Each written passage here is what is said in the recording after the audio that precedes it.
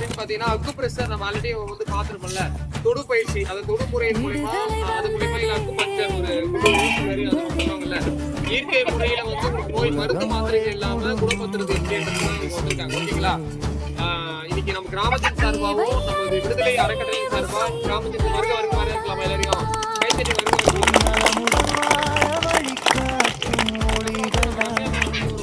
ஆரோக்கியம் தரும்